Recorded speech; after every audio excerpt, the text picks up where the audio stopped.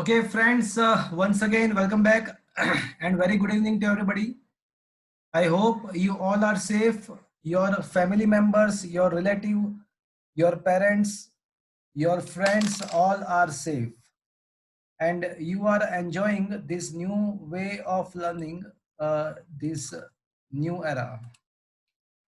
Friends, the situation is not good right now. अभी ये pandemic चल रहा है, बहुत सारे आपके रिलेटिव्स, मतलब मेरे भी कुछ रिलेटिव्स मैंने सुना कि भाई उन लोगों को इन्फेक्शन हुआ है, आपने भी सुना होगा. So what I want to tell you that आपको आपका माइंड को मतलब थोड़ा ऐसा स्टेबल रखना है. देखो, एग्जाम तो नेक्स्ट टू नेक्स्ट ईयर आपका बोर्ड का एग्जाम तो आएगा ही, एंड प्रोबेबली आपका 11th का भी एग्जाम नेक्स्ट ईयर आने वाला ही है. तो मैंने यहाँ से ऐसा ट्राई किया है कि आपको पूरा मतलब आपके क्लासरूम जैसा ही आपको ट्रीटमेंट मिले यहाँ से. तो आपको थोड़ा माइंड सेट करना है. अभी मुझे लगता है कि स्कूल्स वगैरह स्टार्ट होने में, क्लासेस स्टार्ट होने में अभी कुछ टाइम लगेगा. तो आपको क्या करना है कि आपको थोड़ा माइंड सेट करके इसी सिस्टम में आपके माइंड को कंपेटिबल स्टेट में लाके आपको यहाँ पे पढ़ना पड़ेगा. What you need to do, you need to do the day by day work. मतलब आपको एवरी डे जो भी यहाँ पे हम कराते हैं, यहाँ पे मैं कराता हूँ कोई भी सब्जेक्ट में, फिजिक्स, केमिस्ट्री, मैथ्स, बायोलॉजी, तो आपको डे बाय डे वर्क करना है. आपको पूरा वीडियो, कभी कभी ऐसा मैंने देखा है कि कुछ बच्चे थोड़ा वीडियो आधा घंटा पौना घंटे के बाद निकल जाते हैं. ये सब नहीं चलेगा. आपको आपके माइंड को स्टेबल करना है, इसी सिस्टम में आपको पढ़ना है और पढ़ना पड़ेगा. बिकॉज फिजिक्स में क्या है कि 11th के अगर कंसेप्ट आप स्ट्रांगली पढ़ोगे तो that will be definitely going to be used in the 12th standard as well. 12th में आपको उतना ही बेनिफिट होगा. तो apart from that, JEE and NEET के लिए के अंदर तो ऐसा कुछ बाइफर्केशन नहीं होता है कि 11th का अलग है 12th का अलग है. उसमें सारे मतलब सब जगह पे इक्वल वेटेज से पूछते हैं.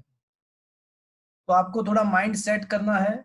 आपको थोड़ा ये सिस्टम के साथ आपके माइंड को कंपेटिबल स्टेट में लाना है और पढ़ते रहना है, एग्जाम देते रहना है. अभी मुझे ऐसा लगता है कि अभी भी टाइम लगेगा, बिकॉज गवर्नमेंट ने तो ये अनलॉक कर दिया है, but the situation is becoming deteriorating, because just in the last 4 or 5 days I come to know that my close relative, not in the Ahmedabad but in the Bhavnagar, got infected, and 1 or 2 demise is also there. So the situation is slightly difficult, adverse. You should be a safe. आपको safely मतलब बाहर आना जाना है और पढ़ते रहना है. Now without wasting much time, we'll go to the point. हमने लास्ट लेक्चर में इंटीग्रेशन डिस्कस किया था. मैंने आपको इंटीग्रेशन कैसे होता है उसके रूल्स पहले आपको समझाए थे. उसके बाद मैंने आपको इंटीग्रेशन वाले क्वेश्चंस भी कराए थे. कुछ क्वेश्चंस हमने नीट के एग्जाम में से भी डिस्कस किए थे. आई होप के आपके इंटीग्रेशन के कंसेप्ट्स अब 100% क्लियर हो गए होंगे. And I think you will be able to solve the questions corresponding to the integration. Am I right? Yes, sir. समझ में आ गया था? Yes, sir. अच्छा, अभी जिन लोगों ने, सपोज के कोई लोगों ने लेक्चर अटेंड नहीं किया है मेरा लास्ट, तो please go through the YouTube video link, because integration topic is important, because it will be used frequently in the 12th standard as well. तो अगर लास्ट लेक्चर अटेंड नहीं किया है या फिर उसमें अगर आपको कहाँ पे डाउट है कहीं, तो you can refer that lecture in the YouTube link also. आज हम प्रोबेबली मोस्टली जो क्वेश्चन करेंगे वो ग्राफ के बेस पे क्वेश्चन करेंगे. पोजीशन वर्सेस टाइम के ग्राफ या वेलोसिटी वर्सेस टाइम के ग्राफ के द्वारा बहुत सारे क्वेश्चंस यहाँ पे दिए हुए हैं. तो वन बाय वन वो सारे क्वेश्चन हम डिस्कस करेंगे. तो फ्रेंड्स, थ्योरी तो ये चैप्टर का खत्म हो गया है. हम कुछ एक्सरसाइज एंड इलस्ट्रेशंस के कुछ क्वेश्चंस अभी डिस्कस करने वाले हैं. तो देखते हैं वन बाय वन कौन से क्वेश्चंस अभी बाकी है.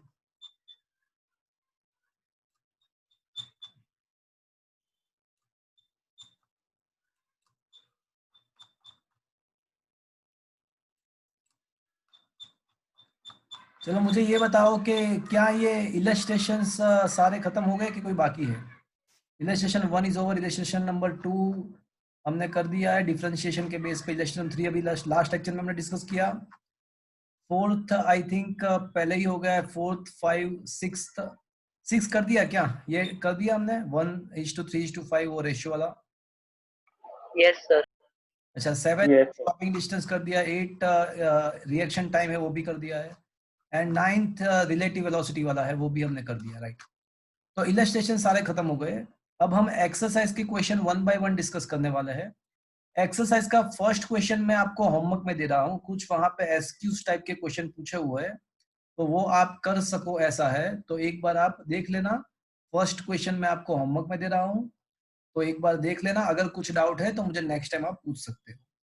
तो क्वेश्चन नंबर 1 मैं आपको होमवर्क में दे रहा हूँ, क्वेश्चन नंबर 2 से स्टार्ट करते हैं। तो क्वेश्चन नंबर 2 ऐसा है कि पोजीशन वर्सेस टाइम, मैंने आज पहले ही बोल दिया आपको कि जनरली आज के जो क्वेश्चन है वो ग्राफिकल अप्रोच के साथ है, प्रोबेबली आज के सारे क्वेश्चन हम ग्राफिकल बेस पे करेंगे। तो आपको एक फिगर दिया है, ग्राफ दिया हुआ है, the position versus time graph of the two children A and B returning from their schools. So somebody had commented, let me check.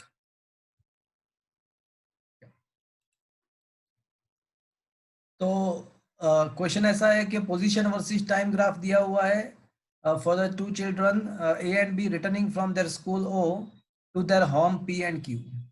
मतलब देखो यहाँ पे उन लोगों का जो स्कूल है ना, उसको जीरोथ पोजीशन, उसका पोजीशन हमने 0 अज्यूम किया हुआ है, स्कूल का पोजीशन 0 अज्यूम किया हुआ है, ओरिजिन अज्यूम किया हुआ है, और टाइम बढ़ेगा तो जो children 1 and child A and child B वो स्कूल से अपने होम के तरफ जा रहे हैं, स्कूल से अपने होम के तरफ जा रहे हैं। तो ऐसा ग्राफ दे दिया है। चलो मुझे ग्राफ देख के बताओ कि जीरोथ इंस्टेंस पे किसने अपना मोशन स्टार्ट कर दिया? ए। तो child A had started the motion at the zeroth instance and child B had started to go home from the school after some interval time। तो इसी ग्राफ के बेस पे कुछ क्वेश्चंस का हमको आंसर देना है। तो one by one let's see what are the questions and what should be the answer.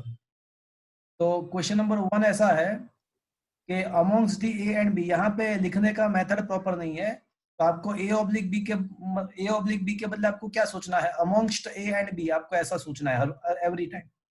अमोंग्स्ट A and B who lives closer to the school। मतलब ये लिखने का तरीका बेकार है। आपको क्वेश्चन ऐसा पूछा हुआ है कि amongst child A and B who is living closer to the school। चलो कौन किसका घर ज्यादा नजदीक है स्कूल से, A का या B का? बी का। चाइल्ड A का घर नजदीक है या चाइल्ड B का घर नजदीक है? चाइल्ड बी का। कैसे B पता होगा भाई? ये जो देखो क्वेश्चन में क्या लिखा हुआ है, देखो आप एक बार, ऐसा लिखा हुआ है कि A का जो होम है ना वो P पर है एंड B का जो होम है ना वो Q पर है, और ये जो यहाँ पे स्कूल है, तो ये जो है ना वो स्कूल है, और ये this is the home of A and this is the home of B। तो कौन नजदीक है बताओ मुझे, अब बताओ सोच के। ए। तो obviously amongst the A and B who is living closer to the school, तो हम कह सकते हैं कि भाई the home A is living to the school then the B। क्या ये बात समझ में आया? फर्स्ट क्वेश्चन का आंसर समझ में आया आपको? Yes sir. Yes sir. Sir हाँ बोलो। सर आवाज आ रही है ना? हाँ हाँ आ रही है, तेरी आवाज हमेशा आती है। अच्छा question number B, question number B ऐसा है कि amongst A and B who starts earlier, who starts the motion earlier। ये लिखने का तरीका बेकार है इन लोगों का। बट आप समझ गए होंगे कि क्या पूछना चाहते हैं वो लोग। तो पूछना ये चाहते हैं कि ये दोनों चाइल्ड में से किसने पहले स्टार्ट कर दिया। A. हाँ, तो देख सकते हो आपके ग्राफ के द्वारा कि जो चाइल्ड ए है ना, वो 0th इंस्टेंस से ही स्टार्ट कर दिया उसने मोशन करना। बट चाइल्ड बी ने क्या किया, थोड़ी देर स्कूल में बैठा, वो स्कूल में थोड़ा मतलब ग्राउंड में क्रिकेट खेला, और उसके बाद वो घर जाना स्टार्ट हुआ। स्कूल खत्म होने के बाद चाइल्ड बी है ना, थोड़ा थोड़ा टाइम स्कूल पे ही रहा, वहां पे खेला, और उसके बाद वो घर जाना स्टार्ट हुआ। तो देख सकते हो आप ग्राफ के द्वारा कि जो चाइल्ड है ना, ए है ना, वो अर्लियर ही child A start motion earlier to move the home from the school. तो फर्स्ट का आंसर ए आएगा, सेकंड का भी ए आएगा। चलो अब सी, who walks faster, ए और बी, B. तो किसका स्पीड ज्यादा है। B. B. आप देख सकते हो कि पोजीशन वर्सेस टाइम का जो ग्राफ है ना, उसका जो स्लोप होता है, आपको याद होगा कि पोजीशन वर्सेस टाइम के ग्राफ का स्लोप आपको वेलोसिटी स्पीड देता है, व्हाइल वेलोसिटी वर्सेस टाइम के ग्राफ का स्लोप आपको वेलोसिटी वर्सेस टाइम के ग्राफ का एक्सेलरेशन देता है। Acceleration. हाँ, बट यहाँ पे तो किसका ग्राफ है, यहाँ पे तो पोजीशन टाइम का ग्राफ है। Is that clear. तो किसका स्लोप ज्यादा है, चाइल्ड ए का स्लोप ज्यादा है, चाइल्ड बी का, ग्राफ का स्लोप किसका ज्यादा है। Child A. हाँ, ए का ज्यादा है स्लोप या बी का ज्यादा है, स्लोप किसका ज्यादा है। B. ऑब्वियसली बी, देख सकते हो आप। तो बी का देखो स्लोप बहुत ही ज्यादा है ए से, स्लोप माने इंक्लिनेशन। तो ऑब्वियसली आप यहाँ पे देख सकते हो कि बी का स्लोप ही ज्यादा है। तो बी है ना, उसका स्लोप ज्यादा है, मतलब बी का स्पीड ज्यादा है। तो ये जो थर्ड ऑप्शन है, थर्ड, उसमें आंसर बी आएगा। अब fourth one, A and B reach the home at the same और डिफरेंट टाइम। दोनों Different. अपने अपने घर पे साथ में पहुंचेंगे टाइम और डिफरेंट टाइम में। तो यहाँ पे क्वेश्चन का जो फिगर है ना, वो गलत है, it is a wrong figure actually. आप सॉल्यूशन में देखो, सॉल्यूशन में जो फिगर दिया है ना, वो एक्चुअली करेक्ट फिगर है। तो आप सॉल्यूशन का फिगर देखो। अब मुझे सोच के बताओ कि मतलब कौन पहले पहुंचता है घर पे, ए या बी। देखो ए का जो घर है ना वो है क्यू, बी का जो घर है वो क्यू पे है। तो दोनों आप देख सकते हो कि दोनों अपने अपने घर पे साथ में ही पहुंचते हैं। देखो ए अपने घर पे, देखो सपोज कि यहाँ पे जो इंटरवल है उसको मैं 50 सेकंड बोल देता हूँ। तो 0 सेकंड से स्टार्ट करके 50 सेकंड पे ए भी अपने घर पे पहुंच गया एंड बी भी अपने घर पे पहुंच गया। देखो, तो ये जो ग्राफ है वो एक्चुअली क्वेश्चन, टेक्स्ट बुक के क्वेश्चन में यही ग्राफ है। तो आप देख सकते हो कि दोनों सेम टाइम पे अपने अपने घर पे पहुंच जाते हैं। वैसे टाइम किसने कम लिया घर पे जाने का, टाइम किसने कम लिया। B. A. इन्हें नहीं B ने हाँ, इन्हें तो बहुत टाइम लगाया 0 से 50, बट बी वाला जो है उसने B. लेट स्टार्ट किया, बट पहुंचा तो साथ में ही, एक के साथ में ही अपने अपने घर पहुंच गए। Is that clear. तो फिगर ऑप्शन डी में क्या आंसर आएगा friends, who is reaching earlier to home. तो दोनों सेम टाइम पे वो दोनों साथ में खुद खुद के अपने अपने घर पे पहुंच जाएंगे। Is that clear to you. Yes. Yes, sir. Okay, Yes. चलो अब लास्ट क्वेश्चन ऐसा है कि who overtakes on the road, B A को क्रॉस करेगा या ए बी को क्रॉस करेगा, कौन किसको क्रॉस। B A को B. cross करेगा। हाँ, बी ने लेट स्टार्ट किया, बट आप देख सकते हो कि पॉइंट डी पे दोनों मिलते हैं, मतलब अब और फिर बी आगे निकल जाता है, मतलब who is crossing to, so B is B. ए। Is that clear to you. And once and twice, कितनी बार ऐसा, ग्राफ को देख के मुझे बताओ कितनी बार ये क्रॉस होगा। Once. एक ही बार क्रॉस, या एक ही बार क्रॉस होगा, एक ही बार। आप देख सकते हो कि ग्राफ जो है ना वो एक ही बार इंटरसेक्ट कर रहा है, एक ही बार इंटरसेक्ट कर रहा है, इसका मतलब हुआ कि दोनों एक दूसरे को एक ही बार क्रॉस करेगा। और more precisely I should say, B is crossing A once. क्या ये बात आपको समझ में आया। Yes, sir. Yes, sir. Is that over? Is that clear? Yes. Yes, sir. Yes, sir. Yes, sir. Okay. अभी कौन हो गया? एक बंदा लीव हो गया अभी.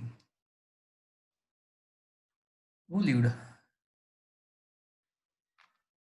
एक ने अभी लीव किया. Okay.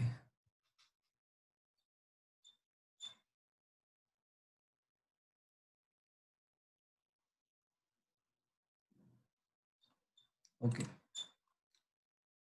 सो फ्रेंड्स, ये क्वेश्चन आपको समझ में आ गया होगा. ये क्वेश्चन पूछने के लिए नहीं है, मतलब ग्राफ के द्वारा आपको समझ में आता है कि नहीं, इसके लिए ये क्वेश्चन था कि ग्राफ को देख के आप क्या ये सब आइडेंटिफाई कर सकते हो कि नहीं कर सकते हो, उसके लिए ये क्वेश्चन था, पूछने के लिए नहीं था ये क्वेश्चन. चलो एक और क्वेश्चन है. इसमें आपको डिस्क्रिप्शन दिया है और डिस्क्रिप्शन के द्वारा आपको ग्राफ ड्रॉ करना है. डिस्क्रिप्शन दिया हुआ है और इसके बेस पे आपको ग्राफ ड्रॉ करना है. मैं क्वेश्चन नंबर 3 की बात कर रहा हूँ. तो क्वेश्चन नंबर 3 आप देखो क्या लिखा है. देखो आप, a woman starts from her home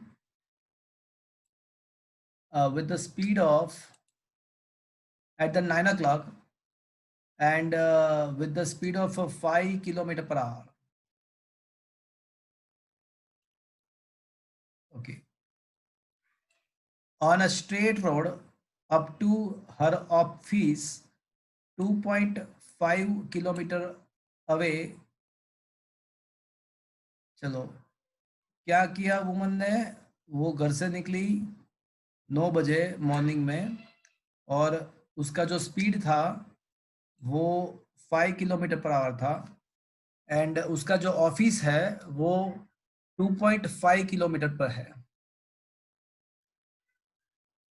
अब वो क्या करती है कि भाई ऑफिस पे 5 o'clock तक वहां पे ही रहती है. Stay at the office up to 5 o'clock and returns home by a auto with the speed of 25 kilometre per our.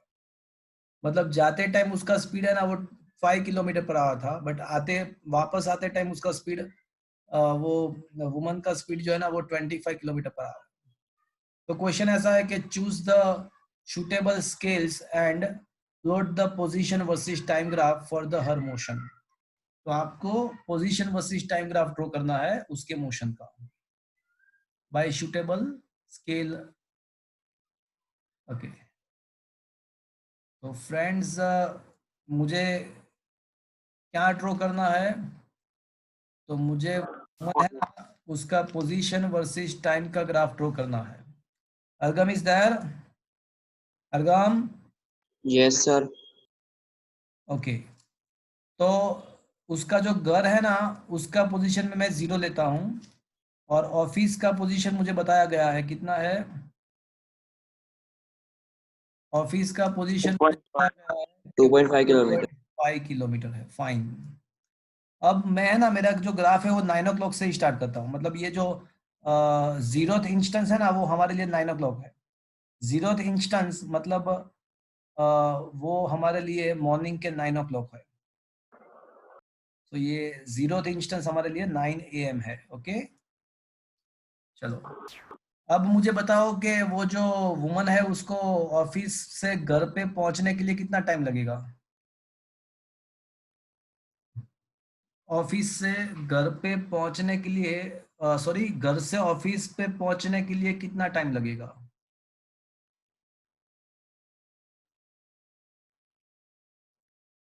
अर्गम, अब मैं क्या लिखूं यहाँ पे? Yes, sir. अब यहाँ पे मैं क्या लिखूं? यहाँ पे क्या लिखूं? अब ये 9 o'clock, 10 o'clock, 11, 12, अब मैं क्या लिखूं? 30. गंदी बात. 13 का है. Okay, हाँ, sorry. चलो. तो क्या ये बात समझ में आ रही है आपको? चलो, कोई मुझे बताएगा कि घर से ऑफिस में पहुंचने के लिए कितना टाइम लगेगा? Sir, 30 minutes. 30 minute. Very good. कैसे मिला? तो आपको पता है कि speed is equals to distance upon time. तो आपको टाइम फाइंड करना है तो क्या करना पड़ेगा आपको, डिस्टेंस अपॉन स्पीड। तो जो टाइम है, हम इसको ग्राफ को 3 पार्ट में डिवाइड करेंगे। पार्ट नंबर 1, ऑफिस से घर से ऑफिस में जाने का मतलब शेड्यूल। उसके बाद वो ऑफिस पे ही रहती है, तो वो time interval number 2, and time interval number 3 कौन सा होगा, वापस आते टाइम जो है वो टाइम इंटरवल 3 होगा। तो इसको हम 3 पार्ट में डिवाइड करेंगे। तो ये पार्ट 1 का टाइम जो दिया हुआ है वो हमको मिल जाएगा। डिस्टेंस लेना है 2.5 एंड स्पीड लेना है हमको 5, तो हाफ एन आवर सबको मिलेगा 0.5 आवर। तो इसका मतलब ऐसा है कि 9 o'clock से स्टार्ट किया तो कौन से टाइम पे वो ऑफिस पे पहुंच गई होगी, 9 और 10 के बीच, 9:30। हाँ, तो आपको यहाँ पे 9:30 होगा, ये आपका 9:30। तो ग्राफ हमको कैसे ड्रॉ करना पड़ेगा, हमको चलो ये समझ में आया आपको, तो वो ऑफिस पे पहुंच गई। अब क्या करने वाली है वो 5 बजे तक ऑफिस में रहती है। वो ऑफिस में ही रहेगी, तो उसका ग्राफ कैसा रहेगा, पोजीशन का वर्सेस टाइम, कांस्टेंट, मतलब सीधा। वो Constant. हाँ पैरेलल टू टाइम एक्सिस आएगा, पैरेलल टू टाइम एक्सिस रहेगा, बिकॉज उसका जो पोजीशन है ना वो चेंज नहीं हो रहा है, उसका पोजीशन चेंज नहीं हो रहा है। क्या ये बात आपको समझ में आया? Yes, sir. तो ये 5 o'clock तक उसका पोजीशन चेंज नहीं हो रहा है, तो ग्राफ है ना वो parallel to the time axis रहेगा। अब क्या होगा, अब वो वापस आने वाली है, तो अब वो वापस आएगी तो कितने टाइम में वापस आ जाएगी, तो ये बताओ अब। 0.1 hour. हाँ तो 10 मिनट। वापस से कैलकुलेशन कर देते हैं। इक्वल्स टू डिस्टेंस, तो वैसे वापस आने का भी डिस्टेंस तो 2.5 रहेगा, बट अब उसका स्पीड कितना है, 25। 25 किलोमीटर। तो ये हो जाएगा 25 0.1 आवर। मतलब कितना मिनट होगा, 6 मिनट। इंटू 60 कर दो तो 6 मिनट हो जाएगा। तो मतलब टाइम पे वो घर पे वापस आ जाएगी, 6 में। 5 hours 6 minutes. 5 आवर 6 मिनट में। तो अब जो ग्राफ करना पड़ेगा वो कुछ ऐसा आएगा आपको, वो एकदम ऐसा आएगा। अब जो ग्राफ आएगा वो कुछ ऐसा आएगा। बात आपके समझ में आया? Yes, sir. Yes. Yes, sir. Yes. This will be the graph. Friends, Yes, तो ये ग्राफ ड्रॉ करना था और कुछ भी नहीं करना था। ये भी मेरे हिसाब से पूछने के लिए नहीं है, ये खाली आप क्या ग्राफ इंफॉर्मेशन के द्वारा क्या आप ग्राफ ड्रॉ कर सकते हो या नहीं कर सकते, उसके लिए ये क्वेश्चन था, पूछने के लिए नहीं है ये क्वेश्चन। बट आपको ये समझ में आया friends? Yes, sir. Okay. So look at that is a similar graph here drawn here in the solution as well, which I had discussed, which I had drawn. क्या बात समझ में आया? ये क्वेश्चन आपको समझ में आ गया फ्रेंड्स? Okay fine. चलो मैं एक क्वेश्चन आपको पूछता हूं, उसका आंसर देना मुझे। मेरी बात सुनना, एक क्वेश्चन मैं आपको पूछता हूं, उसका इसके साथ, ये चैप्टर के साथ कोई रिलेशन नहीं है, बट आपका माइंड कैसा है मुझे जानना है। चलो एक बंदर है, वो एक वेल में मतलब वो वहां पे वेल में उसका मतलब he was fold the monkey had fallen to the well, वो एक वेल में चला गया। अब जो वेल की जो डेप्थ है ना वो 30 मीटर का है। कितना? 30 मीटर का वो वेल है। तो अब वो क्या करता है बंदर, वो बाहर निकलने का ट्राई करता है। तो वो क्या करेगा कि 1 सेकंड में वो जंप लगाने के द्वारा 5 मीटर अप आ रहा है, 5 मीटर वो अप हो रहा है जंप लगाएगा तो। बट जो वॉल है ना, वेल का जो वॉल है वो स्लिपरी है, तो उसके नेक्स्ट सेकंड के बाद मतलब दूसरे सेकंड में वो 3 मीटर नीचे आ जाएगा। मतलब 1 सेकंड में 5 मीटर ऊपर और उसके बाद जो सेकंड, दूसरा जो सेकंड है उसमें वो स्लिप होके 3 मीटर नीचे आ जाएगा। मतलब इफेक्टिवली ऐसा कह सकते हैं कि 2 सेकंड में अप आया, 2 सेकंड में वो 2 मीटर जितना ही अप आया, ऐसा कह सकते, इफेक्टिवली मैं ऐसा कह सकता हूँ। ऐसे होता रहता है, ऐसे होता रहता है। तो मंकी कौन से टाइम पे वेल में से बाहर निकल के आएगा? 50th second. देखो फर्स्ट सेकंड में 5 मीटर अप एंड उसके बाद 12 second 15 second. Wrong, 12 wrong, 30 18 second 15 second. देखो मेरी बात सुनो, पहले मेरी बात तो सुन लो। 10 seconds. यार फिर से क्वेश्चन बोलना। हाँ वही बोल रहा हूँ कि वेल का जो डेप्थ है ना वो 30 मीटर्स है। अब मंकी जंप लगा रहा है, तो जंप के द्वारा 1 सेकंड में वो 5 मीटर जितना जंप लगा के ऊपर आता है, बट वॉल स्लिपरी है। तो उसके बाद जो सेकंड है, मतलब दूसरा सेकंड, उसमें वो 3 मीटर नीचे चला जाता है स्लिप होने के द्वारा। तो इफेक्टिवली वो 2 सेकंड में 2 मीटर जितना ऊपर आया, ऐसा कह सकते हैं। 5 अप 3 डाउन, मतलब इफेक्टिवली 2 अप। तो 2 सेकंड के बाद वो 2 मीटर अप आ गया। अब ऐसा होता रहता है, होता रहता है। 30 तो वो कौन से टाइम पे बाहर आएगा वेल से? 10 30 second 40 30 30 second. second. 30 seconds. 30 second is the wrong answer. Is the wrong answer. 10 10 seconds. 15 seconds. 15 कौन बोला? 15 Yes, Prerak. 15 seconds. कौन बोला? Prerak. रॉन्ग आंसर दोनों। 14 सेकंड तो 5. मतलब किसी के घर पे से आवाज आ रही है तो माइक कर दीजिएगा। 14 सेकंड 14 रॉन्ग आंसर। 10 तो सर डेप्थ कितना है एक बार बोलो ना। 30 Sir. 1 minute Sir. That 36 second. 36 wrong answer. 36 wrong answer. 36 कैसे लाया आप? कैसे 36 आ गया?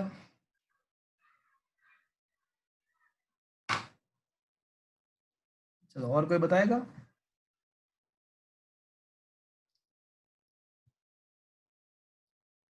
Nobody got the answer. Sir well में पानी था। वो सब अब मतलब पानी था या नहीं था उसका कोई मायने नहीं रखता। Sir, 18 second. 18 कौन बोला? Sir, Jainil. Jainil wrong answer. Sir first second में वो 5 मीटर अप और सेकंड सेकंड में वो 3 मीटर डाउन आता है, ऐसा हाँ तो बराबर है। इफेक्टिवली 2 सेकंड में 2 मीटर जितना आप आया, बराबर है। तो आप ऐसा लगेगा कि तो 30 ही आंसर आना चाहिए ना। इफेक्टिवली 2 मीटर में 2 सेकंड में 2 मीटर आ रहा है, तो वो 30 ही आना चाहिए, बिकॉज 30 मीटर बाद, बट 30 आंसर नहीं है। सर इसका कोई प्रॉपर ही आंसर है ना। हाँ प्रॉपर आंसर है। 240 सेकंड 2 मिनट्स 40 सेकंड क्या बोल रहे हो? सर 27 सेकंड आएगा। 27 कौन बोला? Bhavik. Bhavik got the right answer. Very good. चलो भाविक अब बताओ सब लोगों को कैसे 27 आता है? मैंने तो एपी से किया है, अरिथमेटिक प्रोग्रेशन। मैथ्स के फॉर्म। कौन सा फॉर्मूला लगाया तूने? an is equal to a plus n minus 1 into d। क्या बोल रहे हो आप? बोलो क्या? ये तो नया सीखने मिल रहा है। बोलो क्या क्या क्या बता रहे हो? बोलो कौन सा एरिथमेटिक प्रोग्रेशन क्या है? ए क्या बता रहे हो? सर वो 10th का स्टैंडर्ड का एपी चैप्टर का वो फॉर्मूला बता रहा है an equals to a plus. Arithmetic progression का। Yes sir. क्या फॉर्मूला था मुझे भी बताओ। an equals to a plus 1 minus a plus 1 n minus 1d n minus 1 into d। 1 नहीं ऐसा? आएगा सर। हाँ वो 1 गलत। A a plus plus n n minus 1 into d। अच्छा तो ए क्या लिया? A मतलब सर फर्स्ट में जितना वो क्लाइम करता है, मतलब 2 मिनट सर वो 3 आएगा सर। a3 वो 3 नीचे आता है ना, वो 3 मीटर। अरे ये सब ऐसा होता ही नहीं है। अरे एमा तो 2 लेવું પડે मैं आपको बताऊं मेरी बात सुनो अभी। इफेक्टिवली वो 2 सेकंड पे 2 मीटर पे आएगा। हाँ तो यस सर अच्छा, वो 4 सेकंड के बाद कहाँ पे आएगा? 4 पे आएगा। सिमिलरली वो 10 सेकंड के बाद 10 मीटर हाइट पे आ जाएगा। सिमिलरली वो 24 सेकंड के बाद 24 पे आ जाएगा। अब 25 सेकंड में क्या होगा? 25 सेकंड में कहाँ पे पहुंचेगा वो? 25 मीटर। 25 में 25 पे नहीं पहुंचेगा भैया, कहाँ पे पहुंचेगा? 25 सेकंड में वो 30 मींस 30 पे पहुंच जाएगा सर। नहीं 29 पे पहुंचेगा। 29 ओके सर। हाँ हाँ। वो सेकंड 1 सेकंड ओके। 5 मीटर का उसने जंप लगाया, वो 29 पे पहुंचेगा। 26 पे वो कहाँ पे पहुंचेगा? 26 पे तो नीचे। 26 पे। हाँ तो 26 पे वो 26 पे पहुंच जाएगा। अब 27 सेकंड में वो कहाँ पे पहुंचेगा? 31। 31 मतलब क्या हुआ? मतलब क्या हुआ? वो वेल से बाहर आ जाएगा। Out of well. वो स्लीप नहीं होगा ना भैया, अब उसको स्लीप होने की जरूरत नहीं है, वो बाहर निकल गया। Is it understood? ये ये तू कैसे अरिथमेटिक प्रोग्रेशन क्या ले आया है यार? तो ये समझ में आया आपको? बस ऐसा हाँ, ऐसा इसी टाइप का एक क्वेश्चन यहाँ पे है। सर एक बार फिर से समझाओ ना सर, नहीं पता। हाँ हाँ, आप सोचो, थोड़ा सिचुएशन सोचो, वो कर क्या रहा है, मंकी कर क्या रहा है, मुझे ये बताओ, मंकी क्या कर रहा है? ऊपर चढ़ने की कोशिश, क्लाइंब हाँ, कर रहा है। वो जंप कर रहा है, और 1 सेकंड में कितना जंप कर रहा है? 5 मिनट और दूसरे उसके बाद क्या होता है? और 3 मीटर नीचे आ जाता है, मतलब 2 हाँ, सेकंड में 2। हाँ तो 2 सेकंड में 2 पे आया, तो ऐसे 26 सेकंड पे कहाँ पे आएगा वो? 26 पे 26। अब 27 सेकंड में क्या होगा सोच। 27 में 5 मीटर और चढ़ जाएंगे, हाँ तो 26 से 5 मीटर क्या होता है? और सीधा बाहर। हाँ तो बाहर आ गया, तो वही तो मैं पूछ रहा हूँ, कब बाहर आएगा? तो बाहर कब आएगा, हाँ वही तो अभी मैंने पता। पूछा। सर ये 2 हाँ सेकंड पे 2 मीटर कहाँ से पता नहीं चला। अरे पहले सेकंड में 5 ऊपर जा रहा है। तो फिर वो नीचे आएगा 3 मीटर, तो 1 सेकंड पे 2 मीटर हो गया ना। अरे मैंने उसके कब का मैं बोल रहा हूँ कि वो दूसरे सेकंड में वो 3 मीटर नीचे आता है, मैं कब का तो बोल रहा हूँ ये जंप। मतलब पहले सेकंड में वो 5 मीटर पूरा कूद जाता है। हाँ, और दूसरे सेकंड पे वो 3 मीटर स्लीप हो जाता है, तो टोटल टाइम कितना पास हुआ? 2 second. 2 meter. Is that clear? Yes. अबे ये एग्जाम में पूछने वाले नहीं, आपको तो खाली सोचना है इसके बारे में, ऐसा मतलब ये समझ में आया आपको ये लॉजिक? हाँ सर। बस तो ऐसा ही Yes, एक sir. क्वेश्चन है, ऐसा ही एक क्वेश्चन है। हाँ हाँ, देखो तो एक 3.4 ऐसा ही कुछ है। Drunkard walking in a narrow lane takes 5 steps forward and 3 steps backward, followed again 5 steps forward, 3 steps backward, and so on. Each step is 1 meter long and requires 1 second. हर एक स्टेप 1 मीटर का है और उसके लिए 1 second का time लगता है। तो उसको 13 मीटर पे पहुंचना है, ग्राफ की बात नहीं कर रहे हैं हम, खाली उसका आंसर सोचने की ट्राई करेंगे। 13 मीटर पे उसको पहुंचना है, तो वो कौन से टाइम पे पहुंचेगा, मुझे सोच के बताओ। Don't look at the answer, सोच के बताओ। 13 मीटर पे उसको पहुंचना है, वहां पे एक खड्डा है, तो वहां पे वो गिरने वाला है। मंकी बाहर निकल आया, बट ये ड्रंकार्ड चला जाएगा अंदर, तो कितने टाइम के बाद वो अंदर चला जाएगा, वो बताओ मुझे। 5 सेकंड में 5 स्टेप फॉरवर्ड, एंड उसके बाद जो 3 सेकंड है, मैं यहाँ पे हर एक स्टेप 1-1 सेकंड का है, हर एक स्टेप 1 सेकंड का है, एंड हर एक स्टेप का 1 मीटर का लेंथ है।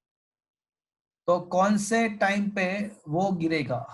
He will fall in the पीट। सोचो। 5 सेकंड पे आगे गया 5 और उसके बाद 3 सेकंड पे वो वापस आ गया, मतलब टोटल टाइम कितना पास हुआ? 8 seconds. 8 8 second second. तो 8 सेकंड में उसने इफेक्टिवली डिस्टेंस कितना ट्रैवल किया? 2 2 meter. 2 मीटर। अच्छा, 37 सेकंड। अब तो 16 सेकंड में वो कहाँ पे पहुंचेगा? 4 मीटर। 4 meter. हाँ, सिमिलरली अब 24 सेकंड में वो कहाँ पे पहुंचेगा? 24। 6 meter. हाँ, 6 मीटर। फिर उसके बाद 30 सेकंड में वो कहाँ पे पहुंचेगा? 8 मीटर। 8 मीटर। हाँ, अब 38 पे नहीं 10 नहीं नहीं मीटर। नहीं नहीं नहीं नहीं नहीं नहीं 32 सेकंड सर। अब ये ओके 32 सर, seconds हाँ आएगा। बराबर है। अब ये 8 मीटर पे पहुंच गया। अब क्या 35 सेकंड में 35 सेकंड पे वो अब वो 13 13 मीटर मीटर पे हो आ जाएगा। वही लॉजिक यहाँ पे है, समझ में आया आपको? हाँ सर। अभी जो मैंने बंदर का लॉजिक बताया था ना, मंकी का, वही लॉजिक यहाँ पे है कि भाई 8 मीटर पे आ गया। अब वो फॉरवर्ड जा रहा है ना, अभी वो 5 मीटर फॉरवर्ड जा रहा है, तो 5 सेकंड के लिए वो 5 मीटर फॉरवर्ड जा रहा है, तो वो 13 मीटर आ जाएगा। उसका लोकेशन, उसका मंजिल उसका आ जाएगा, उसका गोल आ जाएगा, वो फीट में आएगा 35 सेकंड पे। समझ में आया? हाँ बोलो। सर 37 सेकंड्स पे नहीं होगा क्यों ऐसा? सर 24 के बाद डायरेक्ट आपने 30 ले लिया। 32 आएगा। हाँ, 24 के बाद 32 आएगा। हाँ सही बात है, और ये 37 हो जाएगा। सही बात है। 8 4 सा 32 होता है और आंसर आएगा 37, राइट? Okay, yes sir. तो इसका ग्राफ आपको ड्रॉ करना है, तो क्या ये ग्राफ आप ड्रॉ कर सकते हो? देखो 37 सेकंड पे वो 13 पे पहुंच गया, देखो। तो क्या ये ग्राफ आप ड्रॉ कर पाओगे? 5 सेकंड पे 5 पे आएगा, 8 सेकंड पे 2 पे आएगा, फिर 5 up 3 down, 5 up 3 down, 5 up 3 down, ऐसा करते रहना है। क्या ये ग्राफ आप ड्रॉ कर पाओगे? Yes sir. Yes sir. और आप देख सकते हो कि 37 सेकंड पे वो गिर रहा है, उसका मंजिल वहां पे आ गया 13 मीटर का, वो गिरेगा। तो क्या ये क्वेश्चन आपको समझ में आया? क्वेश्चन नंबर 4 पे कराऊं अभी? ग्राफ ड्रॉ कर सकते हो ना आप? Yes sir. Yes sir. Yes yes sir. Okay fine. 5th question we had completed, वो रिलेटिव वेलोसिटी वाला क्वेश्चन था, तो हमने कर दिया है। 6th सेकंड का 6 क्वेश्चन कर दिया, बाकी है? डन। कर दिया सर, कर दिया। कर दिया है, ओके फाइन। 7th क्वेश्चन भी मैंने करवा दिया होगा शायद। यस सर, करवा दिया। अब ये जो क्वेश्चन नंबर 8 है एंड क्वेश्चन नंबर 9 जो है, ये दोनों क्वेश्चन बहुत ही अच्छे क्वेश्चन है, बट उसको मुझे ऑफलाइन में ही कराना पड़ेगा। यहाँ पे ऐसे ऑनलाइन में आपको मजा नहीं आएगा, थोड़ा अच्छे से उसको समझाना पड़े, ऐसा है। तो when we meet online, sorry offline, तो मुझे याद कराना। पता नहीं कब मिलेंगे, बट जब मिलेंगे तब मिलेंगे, तो तब याद कराना। ये 8th एंड 9th क्वेश्चन बाकी है। ऐसे इस चैप्टर में 3-4 क्वेश्चन ऐसा है कि जिसको मुझे आराम से बोर्ड वर्क करके आपको समझाना पड़े। ऐसे 3-4 क्वेश्चन है इस चैप्टर में, तो उसको अच्छे से समझ में, आप लोगों को अच्छे से समझ में आया, इसलिए मुझे इसको अभी बाकी रखना पड़ेगा। तो ये question number 8th and 9th जो है ना, उसको मुझे अभी आप स्किप करना पड़ेगा। वो हम ऑफलाइन मिलेंगे तब आपको अच्छे से मैं उसको एक्सप्लेन करूंगा। 10th आई थिंक मैंने करवा दिया होगा, एम आई राइट? Yes sir. 10th करवा दिया होगा, और उसमें कुछ शॉर्टकट भी हमने डिराइव किए होंगे। Is it true? बराबर। Yes sir. अच्छा, अब 11th क्वेश्चन जो है ना, हाँ बोलो बोलो। ओके, 11th क्वेश्चन मैं आपको होमवर्क में दे रहा हूँ, वो हो सके ऐसा है, कुछ एसक्यू जैसे थ्योरेटिकल क्वेश्चन पूछे हुए हैं, एसक्यू जैसे है, कंसेप्ट बेस्ड क्वेश्चन है, तो ये मैं आपको होमवर्क में दे रहा हूँ। क्वेश्चन सर ये क्वेश्चंस में जो है वो भी एग्जाम में पूछ सकते हैं, ये 3.11 में। ये concept based है। ये एक कंसेप्ट बेस्ड क्वेश्चन है ना, डायरेक्टली नहीं पूछते हैं, उसके बेस एमसीक्यू बना के या एसक्यू बना के पूछते हैं। Okay sir. तो क्या होता है कि नीट के पेपर या जेडब्ल्यू के पेपर आप देखो ना, तो एक आध दो क्वेश्चन ऐसे होते हैं कि जिसमें होता है, बट कुछ डिफिकल्ट कंसेप्ट के बेस पे वो क्वेश्चन पूछते हैं, कभी कभी ऐसा होता है।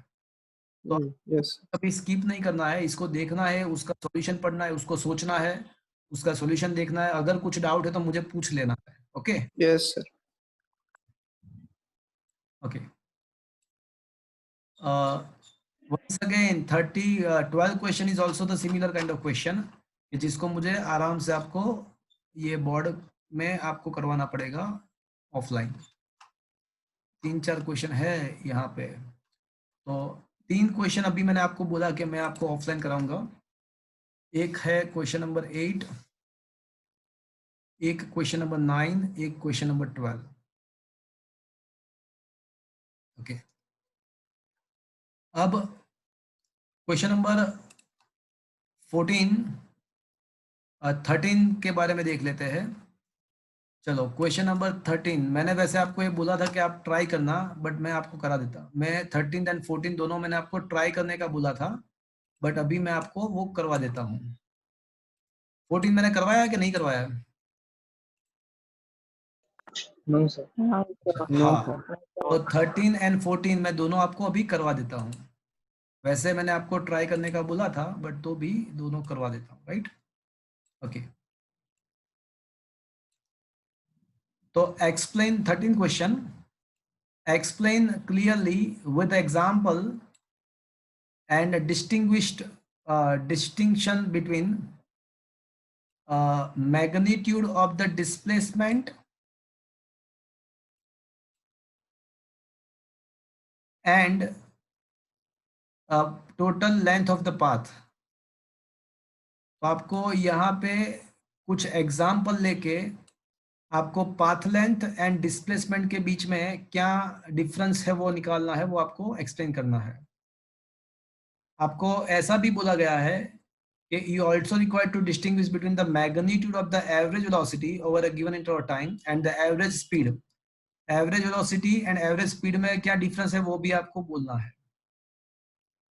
और उसके बाद ऐसा पूछा है कि show that in both the A and B the second quantity, तो A में second quantity कौन सा है? A में second quantity path length है, and B में second quantity कौन सा है?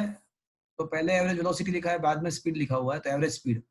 मतलब A एंड B दोनों में जो सेकंड क्वांटिटी है वो आइदर ग्रेटर और equals to the first quantity. तो वो तो हमको पहले से ही पता है कि भाई पाथ लेंथ जो होता है वो either path length is equals to the displacement or greater than the displacement, and similarly the average speed is either equals to the average velocity or greater than average velocity, वो तो हमको पता ही है। तो वो कुछ एग्जाम्पल से उसको वेरीफाई करना है, क्रॉस वेरीफाई करना है, उसको समझाना है। तो कोई बात नहीं, समझा देते हैं, उसमें क्या है। कोई एग्जाम्पल ले लेते हैं हम, चलो कोई पर्टिकुलर एग्जाम्पल ले लेते हैं। चलो मेरी बात सुनो, ऐसा सोचते हैं कि कोई जो ये A है, ये B है। Suppose any particle is moved from A to B in the 30 seconds and the distance is 100 meter. तो केस 1 के अंदर, ये केस 1 के अंदर जो पाथ लेंथ है वो एंड डिस्प्लेसमेंट दोनों सेम ही हो जाएगा। पाथ लेंथ एंड, पहले तो आपको बता वो चारों क्वांटिटी के डेफिनेशन लिखने हैं कि भाई path length is the total distance travelled while the displacement is the change in position और shortest distance between the initial and final position, that is the displacement. Average speed is equals to the path length upon the time interval, average velocity, displacement upon time interval। तो ये that is a distinguish between the these two quantities। अब मुझे ये prove करना है कि second quantity दोनों में, A एंड B दोनों में जो सेकंड क्वांटिटी है वो आइदर इक्वल और greater than the first quantity. तो अभी केस 1 सोच लो कि भाई कोई ऑब्जेक्ट है ना, A से B जा रहा है, तो in this kind of situation उसका पाथ लेंथ भी 100 रहेगा, उसका डिस्प्लेसमेंट भी 100 ही रहेगा। तो यहाँ पे path length and displacement same है। सिमिलरली उसका एवरेज वेलोसिटी जो है ना वो भी 100/30 रहेगा, एवरेज स्पीड भी सेम रहेगा। But suppose in the second case, in the case number 2, vehicle travelled from A to B in the 30 seconds and the distance is assumed to be 100 meter, and then it come back to the point C, मतलब ये उसके बाद वो वापस आ रहा है, vehicle वो point सी पे वापस आ रहा है जो बीच में है। तो पहले A to B and B to C, और वो जो वापस आने का जो टाइम है वो भी अज्यूम कर लेते हैं कि 15 सेकेंड है। तो अब सोचो कि डिस्प्लेसमेंट कितना होगा। 50 मीटर। हाँ 50 मीटर होगा। और पाथ लेंथ कितना होगा? 150 150। तो path length upon time, total time हो जाए है ना वो 45 हो जाएगा। तो वन, चलो एक काम करते हैं, इसको 20 सेकंड कर देते हैं। तो अभी जो पाथ लेंथ है वो 150 है एंड उसका जो टाइम है वो 30 + 20 मतलब 50 है। 50। हाँ 150 डिवाइड बाय 50 तो आ जाएगा आंसर समथिंग समथिंग 3। मिल जाएगा। बट एवरेज वेलोसिटी में क्या आएगा? एवरेज वेलोसिटी में आपको क्या करना पड़ेगा? 50 upon displacement 50 and time interval भी 50, तो 15 अपॉन 50 मतलब 1 आ जाएगा। तो सेकंड केस में क्या हो जाएगा कि एवरेज स्पीड जो है वो एवरेज वेलोसिटी से ज्यादा रहेगा, डिस्प्लेसमेंट भी जो है, डिस्टेंस ट्रैवल्ड है वो भी डिस्प्लेसमेंट से ज्यादा रहेगा। तो फर्स्ट केस में क्या होगा कि दोनों सेम रहेगा, मतलब speed, average speed and velocity same रहेगा, डिस्प्लेसमेंट एंड डिस्टेंस ट्रैवल्ड दोनों सेम हो जाएगा। एंड सेकंड केस में क्या हो जाएगा कि पाथ लेंथ जो है ना वो ग्रेटर देन डिस्प्लेसमेंट हो जाएगा एंड एवरेज वेलोसिटी जो है वो ग्रेटर देन एवरेज स्पीड जो है वो ग्रेटर देन एवरेज वेलोसिटी हो जाएगा। So finally it is proved by this example that the second quantity in both the A and B case is either equal or greater than the first quantity। तो ऐसा तो आप कोई भी, मैंने जो एग्जांपल दिया नेसेसरी नहीं है कि आप वही एग्जांपल एग्जाम में दो, आप कोई भी एग्जांपल के द्वारा ये चीज आप एक्सप्लेन कर सकते हो। इट इज नॉट नेसेसरी के मैंने जो एग्जांपल दिया उसी एग्जांपल को आप एग्जाम में लिखो। But is that clear to you? क्या क्वेश्चन था? Yes, sir. Kostov?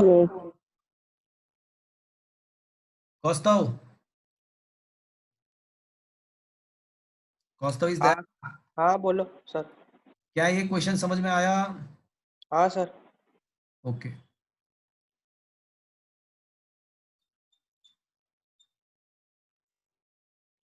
Okay, question number 14 पे आ जाते हैं। Come to the question number 14।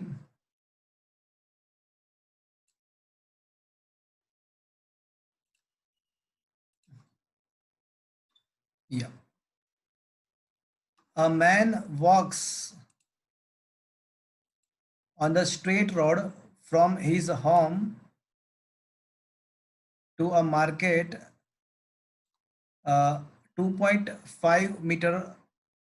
5 kilometer away with the speed of 5 km/h. Finding that the market is closed, he instantly turns and walks back to the home with the speed of 7.5 km/h. What is the number one magnitude of the average velocity and average speed over the interval of 0 to 30 minute, 0 to 50 minute and 0 to 40 minute? तो आपको 3 चीज करनी है, 3 बार आपको calculation करना है। Case 1 में हम लेंगे, we have to find the average speed and average velocity in all the 3 cases. Case 1 जो टाइम इंटरवल दिया है वो 0 to 30 मिनट का दिया हुआ है। केस नंबर 2 में वापस से मुझे average speed and average velocity find करना है, बट कौन से टाइम इंटरवल पे? 0 to 50 मिनट में। And in the case number 3, I want to find the same quantity, दोनों क्वांटिटी मुझे फाइंड करना है, average speed and average velocity for the time interval 0 to 40। तो अब मुझे ये फाइंड करना पड़ेगा कि 30 मिनट के पहले केस, चलो अब सबसे पहले केस 1 को ही टारगेट करते हैं। तो 30 मिनट के बाद वो कहाँ पे है वो मुझे फाइंड करना पड़ेगा पहले। तो एक काम करते हैं, पहले है ना हम ये फाइंड कर लेते हैं कि ऑफिस में पहुंचने के लिए उसको कितना टाइम लगता है। घर से ऑफिस में पहुंचने के लिए कितना टाइम लग रहा है वो हम अलग से फाइंड कर देते हैं। चलो मार्केट ना टाइम, हाँ अलग से फाइंड करते हैं। Time to reach market, office नहीं है, मार्केट में जा रहा है फ्रॉम होम। चलो फ्रेंड्स, आपको पता है कि स्पीड इज इक्वल टू क्या होता है भैया? डिस्टेंस रहता है। तो अगर आपको टाइम फाइंड करना है तो क्या करना पड़ेगा? डिस्टेंस अपॉन स्पीड करना पड़ेगा। चलो डिस्टेंस कितना है? 2.5 2.5 2.5 और किलोमीटर, कौन से वेलोसिटी से वो जा रहा है? 5 किलोमीटर पर 5 आवर, किलोमीटर पर तो मतलब आंसर क्या आएगा? 30 minute 30 minute, 0.5 our.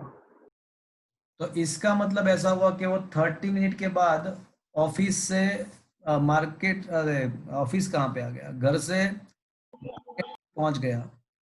assume that this is the home location and this is the market location.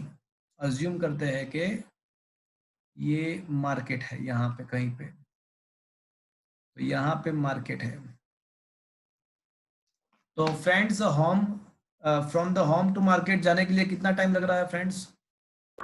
30 minute 30 minute लग रहा है जाने का टाइम। अब एक काम करते हैं, वो वापस आने का टाइम भी फाइंड कर लेते हैं। Time to come back.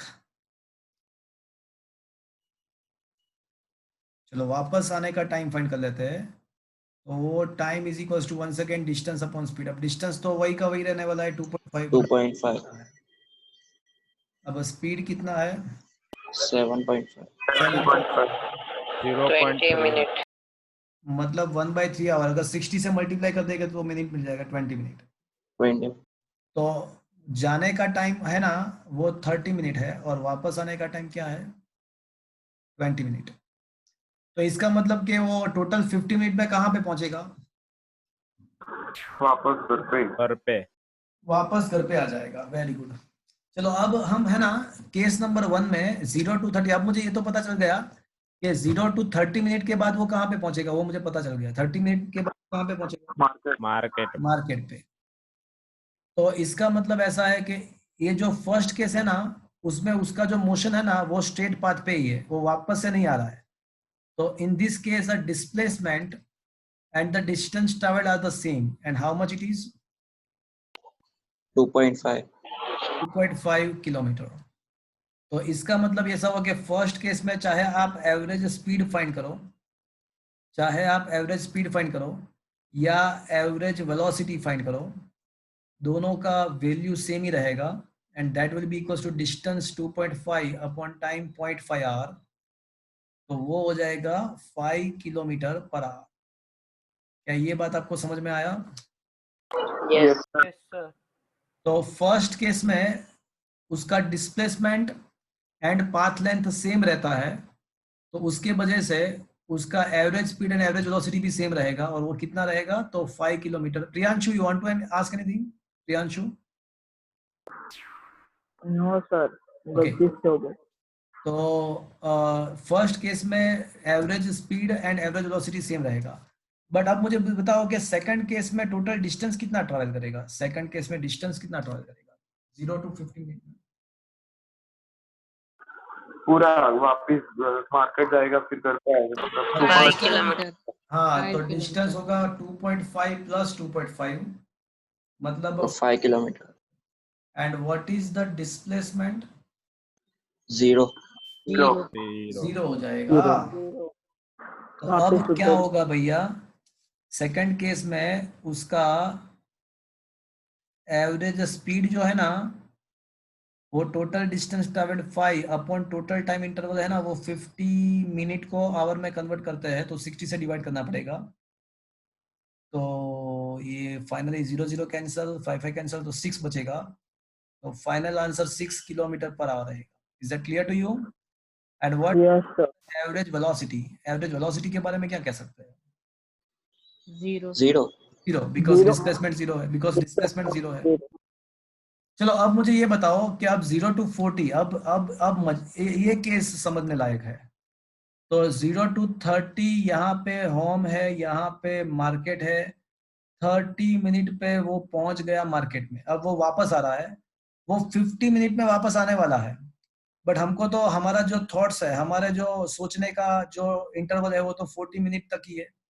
तो अब वो कहाँ पे पहुंचेगा, कोई मुझे बताए? बीच में दोनों के हाँ। एग्जैक्टली वो बीच में पहुंचेगा, बिकॉज अगर 20 मिनट में वो घर पे आता है 20 मिनट में, तो ऑब्वियसली 10 मिनट में वो कहाँ पे पहुंचेगा? बीच में। पहुंचेगा। क्या ये बात समझ में आया आपको? Yes Yes. तो अब इसका डिस्टेंस कितना होगा, डिस्टेंस ट्रैवल कितना होगा? 40। अरे सॉरी, डिस्टेंस की बात कर रहा हूँ मैं। 2.5 plus 1.25 3.75 किलोमीटर। क्या ये बात समझ में आया? पहले तो घर से मार्केट पे गया 2.5 किलोमीटर, बट वो 40 मिनट के बाद बीच में ही है, मतलब वापस से कितना डिस्टेंस ट्रैवल हुआ बीच का, मतलब 2.5 का डिवाइड बाय 2 मतलब 1.25। तो जाते टाइम 2.5 और 40 मिनट तक अगर सोचते हैं तो बीच में ही है, मतलब 1.25 एडिशनल डिस्टेंस ही ट्रैवल। अब मुझे ये बताओ डिस्प्लेसमेंट कितना होगा? 1.25. तो वो तो 1.25। इनिशियल, हाँ, डिस्प्लेसमेंट का मतलब क्या हुआ कि इनिशियल एंड फाइनल पोजीशन के बीच में जो डिस्टेंस है उसी को आपको कंसीडर करना है, तो वो तो 1.25 रहेगा। 1.25। सो अब क्या आप इस केस में क्या आप average speed and average velocity find कर सकते हो फ्रेंड्स? Yes sir. क्या होगा? 3.75 divide by time interval 40 minute को आवर में कन्वर्ट करने के लिए 60 से डिवाइड करेंगे, तो ये कुछ आपका आंसर आ जाएगा। ऊपर 60 ले जाओ, नीचे 40 रखो, 2/3. whatever. So 3.75 into 3/2, 3.75 into 6, 5.625। whatever it is, तो आपको मिल जाएगा किलोमीटर पर आवर में आंसर मिल जाएगा। एंड एवरेज वेलोसिटी में आपको न्यूमरेटर में क्या लेना पड़ेगा? 1.25। और डिनोमिनेटर में टाइम इंटरवल तो वही का वही रहेगा। 4.60। तो करोगे ना, ये कर सकते हो ना question? Yes. Sir. Yes sir. क्या ये क्वेश्चन समझ में आया? कोस्ताव, आपका डाउट क्लियर हो गया? Yes sir. Is it okay? Yes okay, so क्या अभी ये क्वेश्चन क्लियर है सबका? Yes sir. Yes sir. Sir. Yes sir. Yes sir. Okay, अब क्वेश्चन नंबर 15 मैं आपको होमवर्क में दे रहा हूँ। It is based on the 13 and 14 question. You can think about this question. तो ये 15th क्वेश्चन मैं होमवर्क में दे रहा हूँ। क्वेश्चन नंबर 15 जो है ना, उसको मैं होमवर्क में दे रहा हूँ। You can just think about it. तो ये 15th क्वेश्चन को मैं होमवर्क में दे रहा हूँ, आप सोच सकते हो, कर सकते हो। चलो क्वेश्चन नंबर, अब मैं कराऊंगा question number 16। Look at the graph A and D, A to D, ABCD मतलब, carefully and state with the reason which graph cannot be possible। कौन सा ग्राफ पॉसिबल नहीं है वो आपको बताना है। तो चलो 1 by 1 सारे ग्राफ को देखते हैं और क्या ये पॉसिबल है या नहीं है उसके बारे में सोचते हैं। चलो look at the graph number 1। क्या ग्राफ नंबर 1 पॉसिबल है फ्रेंड्स? यस और no? It is not possible, then why it is not possible? चलो ग्राफ 1 फ्रेंड्स पॉसिबल है या नहीं है? नो सर, क्योंकि टाइम 0 पे वापस पॉसिबल? No sir. क्यों 0 पॉसिबल नहीं सेकंड है? पे वापस आ रहा है सर वो इसलिए पॉसिबल नहीं है कि सेम इंस्टेंस पे, देखो आप पार्टिकल का कोई एक इंस्टेंस कंसीडर करो तो उसके एक ही इंस्टेंस पे दो पोजीशन है, मतलब एक ही इंस्टेंस पे उसके दो पोजीशन है। देखो पोजीशन उसका सपोज कि ये भी है, 5 मीटर भी है और 10 मीटर, मतलब एक ही पार्टिकल एक ही इंस्टेंस पे दो जगह पे होता है, ऐसा पॉसिबल है कभी? नहीं सर। No. एक पार्टिकल एक ही इंस्टेंस पे अलग अलग दो जगह पे, ऐसा पॉसिबल है?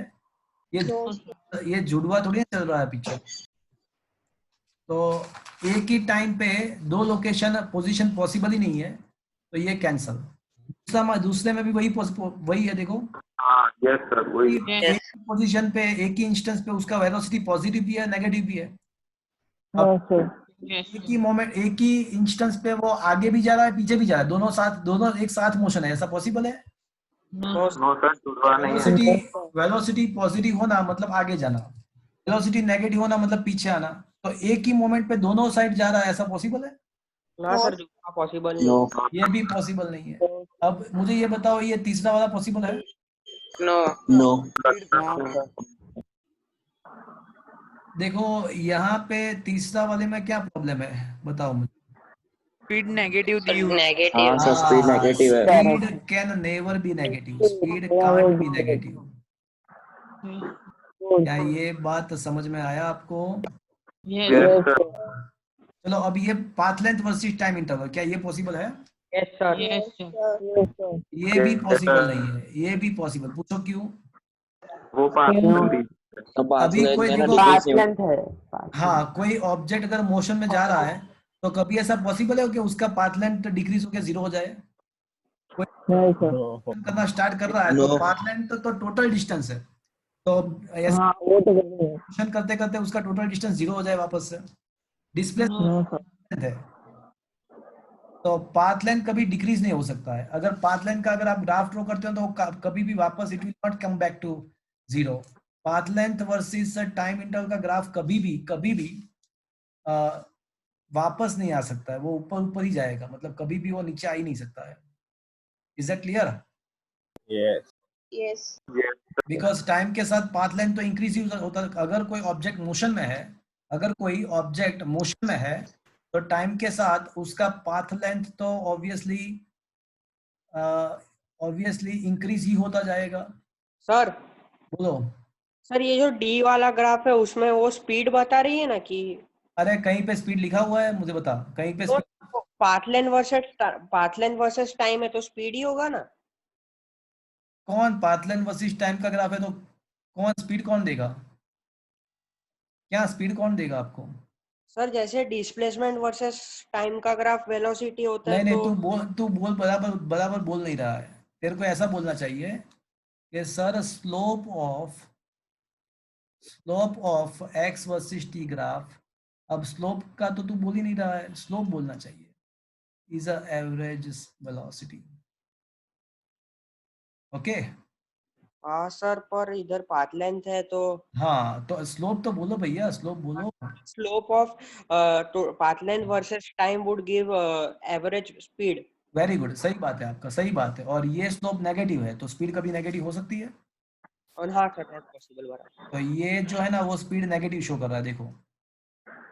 ये बहुत ही अच्छा बताया कौस्तव ने कि sir path length versus time का जो ग्राफ का स्लोप है तो वो स्लोप तो हमको क्या देना चाहिए? हाँ, तो वो ग्राफ जो है वो तो स्पीड देना चाहिए हमको, average mode precisely average speed. अब स्पीड कभी नेगेटिव तो हो नहीं सकती है, पर यहाँ पे आपको स्लोप नेगेटिव मिल रहा है। देखो ये डिक्रीजिंग लाइन का मतलब नेगेटिव स्लोप, तो क्या ये possible? नो सर, तो कोई भी आप कोई भी हिसाब से सोचो, आप कोई भी हिसाब से सोचो तो ये डी भी मतलब पॉसिबल नहीं, मतलब एक 4 में से एक भी ग्राफ पॉसिबल नहीं है। और क्यों पॉसिबल नहीं है उसका भी हमने डिस्कशन किया। Is that clear to you friends? Yes sir. Okay, अब क्वेश्चन नंबर 17 पे आते हैं। Question number 17, figure shows a position versus time graph in the one dimension motion. Is it correct to say from the graph that the particle moves in the straight line for the t less than 0 and then it is performing the parabolic motion? क्या ये कैसा ऐसा कहना लाजमी है? ऐसा पूछ रहे हैं वो लोग। तो देखो पहले मुझे ये बताओ कि ऊपर से हम कुछ इंटरप्रिटेशन करेंगे और हमारा इंटरप्रिटेशन जो लिखा यहाँ पे जो लिखा हुआ है उसके साथ मैच हो रहा है कि नहीं वो बाद में देखेंगे। पहले हम ग्राफ को ही, क्वेश्चन को नहीं देख रहे हैं, पहले ग्राफ को देखेंगे। तो चलो ग्राफ को देख के मुझे ये बताओ कि आप क्या कह सकते हो, 0 से पहले ऑब्जेक्ट का मोशन कैसा है, क्या कह सकते हो आप? 0th इंस्टेंस से पहले ऑब्जेक्ट का मोशन कैसा है? Negative direction. अरे वो तो टाइम नेगेटिव, मतलब हमने जो टाइम से हमने जब देखने का स्टार्ट किया उसके पहले इसका ग्राफ कैसा है, मतलब कोई बताएगा इसका मीनिंग क्या होगा?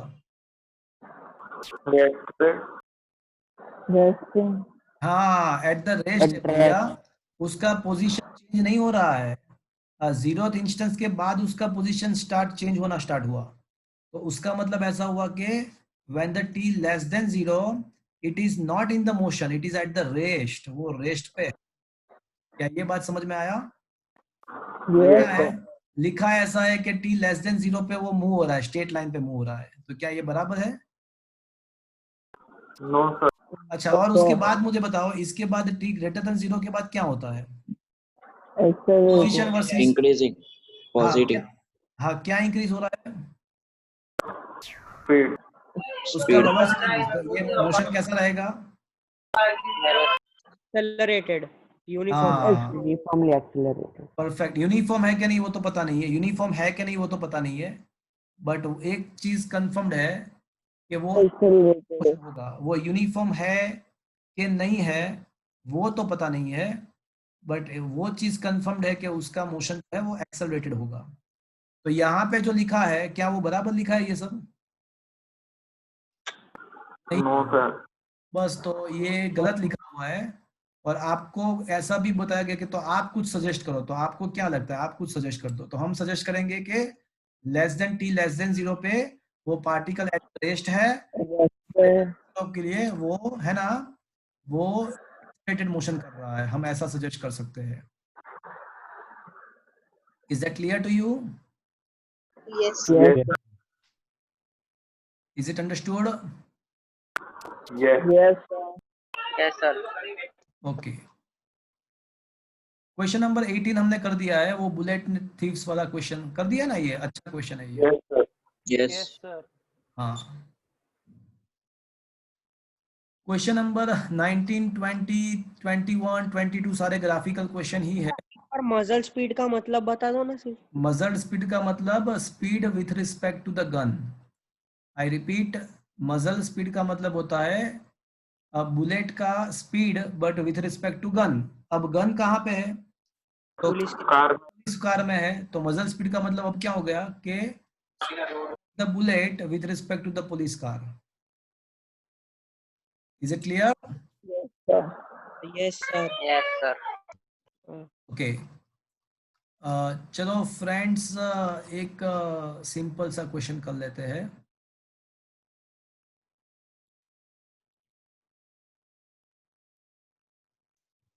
चलो question number 28, last question discuss कर लेते हैं।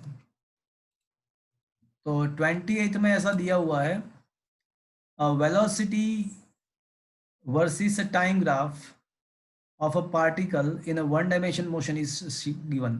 चलो सबसे पहले तो मुझे ये बताओ कि किसके वर्सेस किसका ग्राफ है ये? Velocity versus time. velocity time versus time. So ये जो ग्राफ है वो वेलोसिटी वर्सेस टाइम का ग्राफ है कि T1 से लेके T2 इंस्टेंस पर हमको देखना है। ग्राफ थोड़ा बराबर नहीं है, T1 से T2 का जो ग्राफ है ना वो इस टाइप का है, ऐसा दिया हुआ है, स्ट्रेट लाइन है, इस टाइप का ग्राफ। थोड़ा में से करेक्शन करना पड़ेगा, ये ग्राफ थोड़ा बराबर नहीं है, मतलब प्रिंटिंग मिस्टेक है।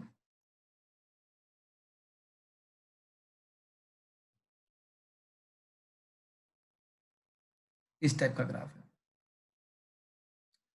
तो फ्रेंड्स अब मुझे देख के बताओ कि T1 से T2 इंस्टेंस पे, T1 से लेके T2 इंस्टेंस पे आपको ग्राफ कैसा दिख रहा है?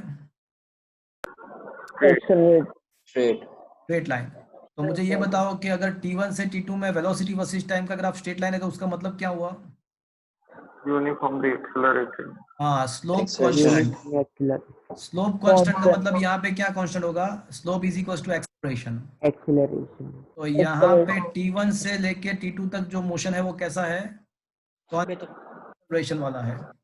तो कांस्टेंट एक्सेलरेशन वाले जितने भी फॉर्मूला है वो सारे हम अप्लाई कर सकते हैं। क्या ये ऑप्शन ए करेक्ट है? देखो तो it is like x2 minus x1 is equals to v naught t। नहीं, ये अलग है सर ये। ना, बराबर है, बराबर है ना, हाँ yes sir correct. Plus half a t square where t is Yes, sir. total time t2 minus t1 where t equals Yes, sir. 1। is that clear? देखो फ्रेंड्स, क्या ये बराबर है? Yes, sir. ये इज द हाँ is the function of T है, ये into T1 into T2 नहीं है, ये it is a position at the T2 time, it is the position of the T1 time. मतलब हमारे लिए x2 minus x1 is equal to 1t, मतलब t, T2 minus T1 is the time interval. This is t and that should be equals to T2 minus T1. एकदम perfect है, ये बराबर formula है। चलो सेकंड वन फॉर्मूला क्या show कर रहा है? V equals to V not plus AT show कर रहा है। देखो तो क्या ये करेक्ट है? Yes sir. Yes. भी करेक्ट है। अब जो फोर्थ वन है ना, फोर्थ वन वो तो करेक्ट ही होगा, बिकॉज वो तो एवरेज एक्सेलरेशन का डेफिनेशन है, change in velocity upon time interval.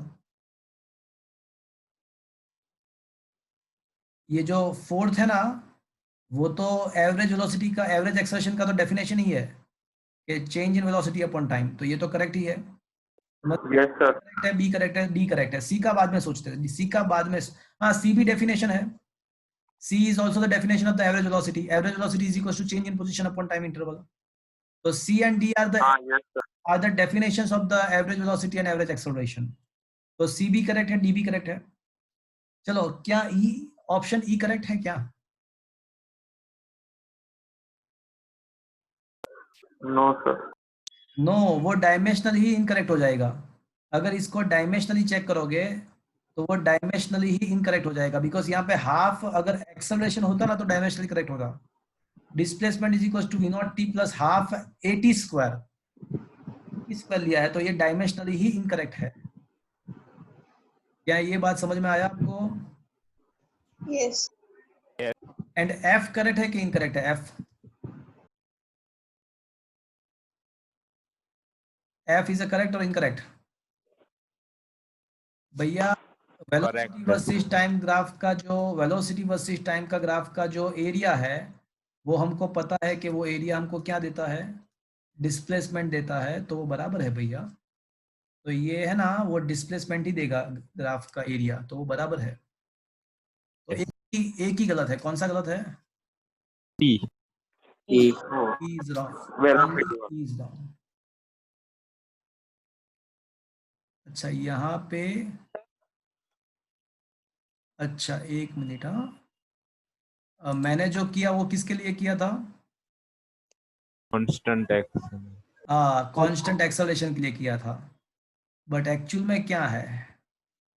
Actual में ऐसा, हाँ एक्चुअल में ग्राफ का T1 से T2 पे लेके T1 से T2 पे वो कांस्टेंट एक्सेलरेशन नहीं है। मैंने गलत आपको सिखाया, मतलब मेरे हिसाब से सही था ये आंसर, इसका इसके हिसाब से सही है। आपको ग्राफ ऐसा ही लेना है, तो अगर आप ग्राफ ऐसा ही लेते हो तो ये क्या हो जाएगा? Acceleration is not a constant. तो अगर Constant. नहीं है, अगर एक्सेलरेशन कांस्टेंट नहीं है तो ये कांस्टेंट एक्सेलरेशन वाले जो फॉर्मूला है वो सब कैंसिल हो जाएगा, बट डेफिनेशन तो रहेगा ही ना, डेफिनेशन तो यस सर। रहेगा ही। Is that clear friends? Yes, sir. Yes. तो फ्रेंड्स आज का सेशन मैं यहाँ पे ख़त्म कर रहा हूँ, and Saturday as per the schedule हमारा लेक्चर होगा। मैं एक JEE नीट का एक पेपर भी आपको सेंड करता हूँ एग्जाम के लिए, वो आप कल दे देना, और सैटरडे वापस से मिलते हैं। आज का इस सेशन यहाँ पे ख़त्म कर रहे हैं। होमवर्क एंड यूट्यूब लिंक आपको मिल जाएगा थोड़ी देर के बाद में, 10 o'clock के बाद मिल जाएगा। तो फ्रेंड्स अभी मेरे लेक्चर को एंड कर रहा हूँ। Is that clear to you? Yes. Yes. Bye sir. Okay fine, bye Bye, sir. Bye.